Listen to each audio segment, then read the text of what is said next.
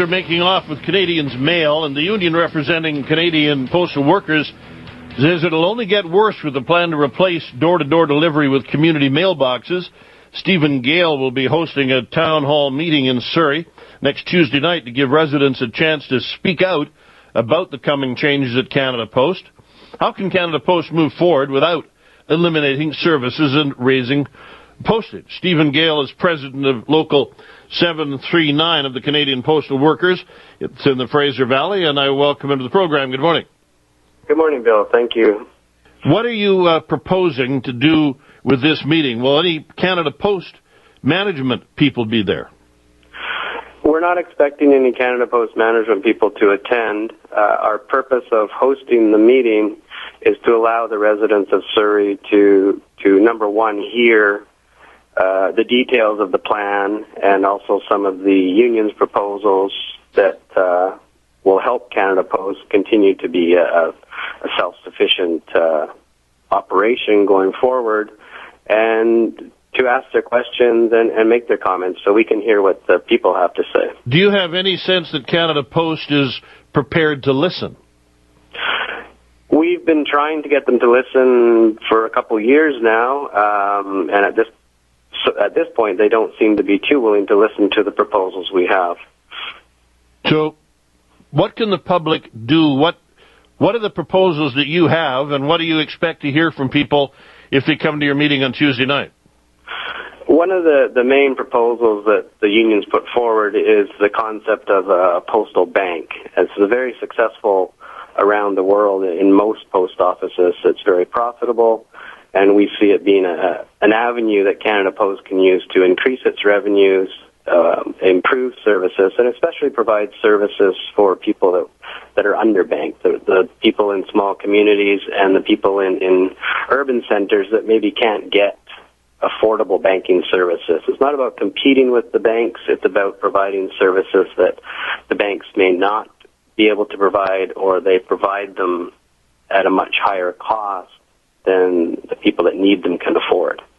And what are you proposing in terms of better protecting the community mailboxes? Is that something that's on your radar? We can't do anything ourselves to protect the existing community mailboxes. We're encouraging Canada Post not to expand that system of delivery, obviously, because it's proven not to be a secure method of delivery. But we're always willing to discuss ideas of converting that community mailbox delivery back to door-to-door delivery, because we feel that's the most secure delivery method. Rather than ending door-to-door delivery, did the post office give consideration to reducing the number of days a week mail was delivered? Canada Post had some select meetings where they invited certain people in some communities, I believe it was 47 communities across the country, and asked some of those questions. And the majority of businesses specifically did not want to see a reduction in the days of delivery. They felt that they rely on that 5-day delivery to get their invoices, their checks, the things they need to keep their businesses running. The residents were more split on it, but there's a lot of concerns about people that don't have the mobility to get out and get mail from one of these community mailboxes. Talking with Stephen Gale, president of Local 739 of the Canadian Postal Workers Union. They're holding a town hall meeting in Surrey at the Frank Hurd Elementary School at 7 o'clock on Tuesday night. I'm interested in your thoughts. Mr. Gale is going to stay to take calls, but I'm curious to know what you think Canada Post should or could be doing, the degree to which you rely on Canada Post today. There are clearly a lot of people who spend most of their time either banking online or online doing other things, shopping online. But there are also many of you, from what I've heard, who still rely on the mail. So I'm interested to hear your thoughts. 604-280-9898. Toll free, 1-877-399-9898. What would you like to see done at Canada Post? Back right after this. Talking with Stephen Gale, president of Local 739 of the Canadian Postal Workers. They're holding a town hall meeting next Tuesday night at the Frank Hurd Elementary School. It's at 7 o'clock, and they want to hear your thoughts, what you would like Canada Post to do. 604-280-9898. Morris, good morning. Hey, Bill. What about having I don't care if I get mail every day. If I get it once a week, that'd be fine. But you'd like to get it door to door? Yes. But if it comes to a box down the road, I will, it'll be fine for me. But, the postman could have 5 different routes in a week. Mr. Gale? Yes. Again, there's a lot of businesses and home-based businesses that rely on the mail and require their delivery more often than once a week or twice a week. And, it's a matter of providing the service that Canada Post is mandated to provide to Canadians, and especially in more rural communities as well. They rely on the mail much more.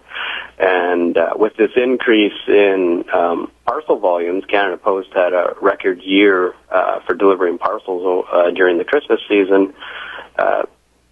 The letter carriers need to be out in every neighborhood on a daily basis delivering parcels as well. Ed, good morning.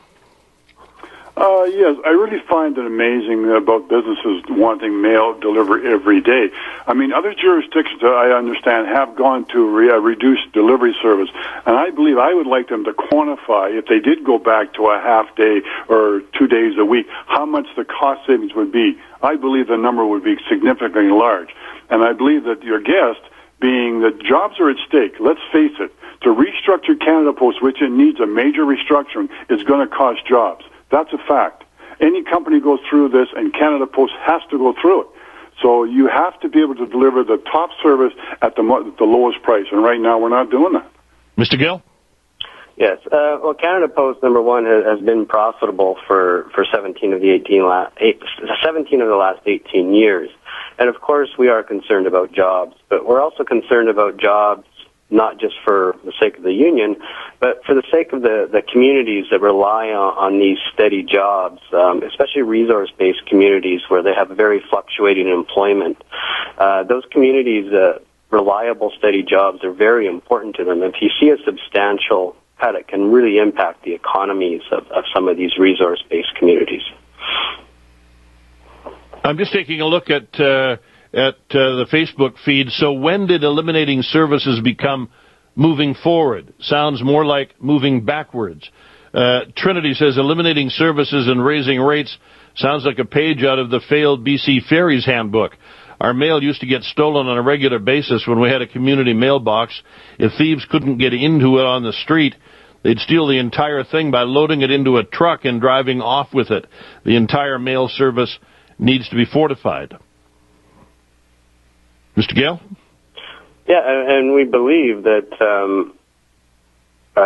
door-to-door delivery is an important aspect of all post offices around the country and around the world. There's no G7 countries that have eliminated door-to-door delivery yet, and none that have announced any plans except for Canada. No, but you reduced it 25 years ago by introducing the community mailbox, and now there are millions of Canadians who've gotten quite used to not having door-to-door delivery. There's about 25% of Canadians get their mail in community mailboxes, and you say they're used to it. They put up with it. I don't know if they're actually used to it. And right now, with the problems we've been seeing in the media with the security of these boxes, I'm sure a lot of those people would much rather have their mail delivered to their door. Yes, Canada Post needs to do something to fortify and make that mode of delivery secure. When you say 25% of people get their mail in community mailboxes, do you count the millions of people who get their mail delivered to the lobby of their condo or their apartment building? No, the 25% is the actual number that do get the mail in the actual community mailboxes. We don't include in that apartments and condominiums and townhouses that have central delivery, and the people that get their mail in the rural roadside mailboxes as well. Barb, good morning. Hi, Bill. Just a comment on, it's happened for many, many weeks, people calling in and saying they'd be happy to just get their mail one day a week. It's my understanding that the postie is going out there with a full load every day. So cutting back on the posties, it's not going to change anything. They have... Well, you would have fewer posties. Yes, but they have a full load now, so they can't keep up with what they're delivering now, and it's my understanding that they have forced overtime all the time to try and keep up with the mail. Mr. Gale, is she right? Yes, there are still very heavy loads, and the other thing that letter carriers are delivering every day is what we call unaddressed ad mail, or the flyers. And the companies that have those flyers going out want them to go out on a regular basis. They don't want them going once a week. And yes, we do have staffing issues at certain times of year that result in compulsory overtime, because we want to make sure that every route gets delivered every day. Back with more of your calls, more on Facebook, more on Twitter, 604-280-9898, toll free 1-877-399-9898. 604-280-9898, toll-free 1-877-399-9898. I welcome your calls to Stephen Gale, President of Local 739. We also invite your participation on Twitter and on Facebook, and we've had quite a bit of reaction, actually, on Facebook. Reynolds says, with all the stories in the news lately about community mailboxes being broken into, I would prefer reduced delivery by mail carrier. The problem is not going to go away when urban Canada joins the rest having these. That raises another issue in my mind, Stephen, and that's locating the community mailboxes. Very often they're at the end of a dark street or next to a park, as opposed to in a shopping mall or in a strip mall where there's a lot more light, probably more cameras, and more visibility. Any thought on that? Well, the communities that were designated in the early 80s they started designing communities to have community mailboxes, and so as they designed communities, they allocated space for them. Not always the best location, but they tried to keep them close to each community. And the other problem is now with this new plan is where are they going to put them? Because the existing communities that have door-to-door, there is no designated location to put a community mailbox. Are they going to put it on someone's lawn? Or we don't know where they're going to put them. The cities don't seem to know where they're planning to put them, because Canada Post hasn't consulted with the cities about this plan. So it's interesting to see where these new community mailboxes are supposed to go. It will be. Joe, good morning. Good morning, Bill. I just wanted to say that I like having my mail delivered to my house, and in 15 years I've never had any mail theft or anything like that. But I just wanted to ask your guest if Canada Post had ever considered a subscription mail service where people could pay for 5 days, 3 days, or 1 day service, a monthly type of thing where it generates revenue, and the same thing for businesses to pay for the service. I think that would make Canada Post a pretty good revenue stream there. Stephen Gale? Nothing we've ever heard discussed. It's the first time I've heard of that concept, but it's an interesting thought. It's an interesting concept, but people are already paying for the service with postage, and Canada Post wants to substantially increase the cost of that postage as of the end of March. So I think people are already paying for the service, and to say you'd have to change the legislation because of the Canada Post Act that mandates Canada Post to provide this service to all Canadians at the same cost for all. John, good morning. Hello. Hi. Oh, I have a problem with the Minister of Finance for late payment of the property tax. And if you go on the Ministry of Finance website, there is no email connection. They deal only and strictly with mail. And I actually had written a letter to a Minister of Finance because I've been fighting with them over this fine for the last 6 months. And they sent me a letter on December 23rd, and I got it 3 days ago. So it's 2 weeks from Victoria to Nanaimo. Now, how it's going to be from now on, I don't know. Any comment, Mr. Gale?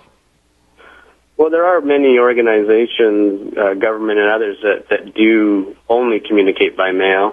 And as far as the service, there have been a lot of problems with service on Vancouver Island, specifically since Canada Post shut down the processing in the Victoria plant. And all the mail from Vancouver Island is now shipped into Vancouver, processed in Vancouver, and then shipped back to the island for delivery. So if you're mailing a letter in Nanaimo, it comes to Vancouver before going to Victoria?